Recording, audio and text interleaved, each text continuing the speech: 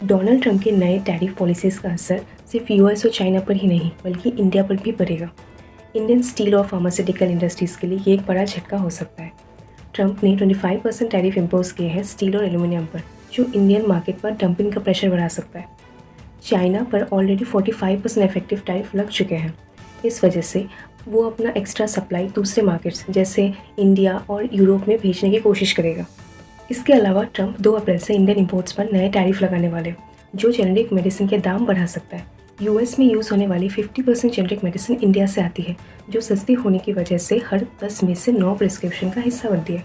2022 में Indian generic drugs ने US health care system को 219 बिलियन बचा कर दिया था। लेकिन नए टैरिफ से इंडियन फार्मा कंपनीज़ के लिए प्रॉफिट और यूएस मार्केट में टिकना दोनों ही मुश्किल हो सकता है। मैन्युफैक्चरिंग यूएस शिफ्ट करना भी फिजिबल नहीं है, क्योंकि नए प्लांट्स बनाने में 2 बिलियन और 5 से 10 साल का टाइम लग सकता है। सन फार्मा के चेयरमैन दिलीप सांघवी ने भी कहा कि इंडिया में प्रोडक्शन यूएस के मुकाबले 3 से 4 गुना सस्ता है, इसलिए शिफ्ट करना भी प्रैक्टिकल नहीं। इंडिया हर साल 12.7 बिलियन की मेडिसिन यूएस को एक्सपोर्ट करता है, जो ऑलमोस्ट ड्यूटी फ्री होती है।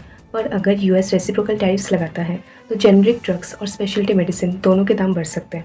इंडियन कंपनीज जो पहले से ही थिन मार्जिन पे काम करती हैं, वो ज़्यादा टैक्स अब्सॉर्ब नहीं कर पाएगी। यूएस फार्मा जायंट्स फाइजर और एलाई लिली ने मैन्युफैक्चरिंग यूएस शिफ्ट करने की बात की है, पर लो कॉस्ट ड्रग्स के लिए ये ऑप्शन वायबल नहीं है। और अगर ये टैरिफ्स इम्प्लीमेंट होते हैं तो इंडिया के फार्मा सेक्टर के लिए ये बड़ा सेटबैक हो सकता है। ट्रंप के नए ट्रेड पॉलिसीज़ इंडिया के लिए एक बड़ी चुनौती खड़ी कर सकता है। क्या इंडिया और यूएस एक बेहतर ट्रेड डील कंप्लीट कर पाएगी? Follow and subscribe to my channel for more such trending topic.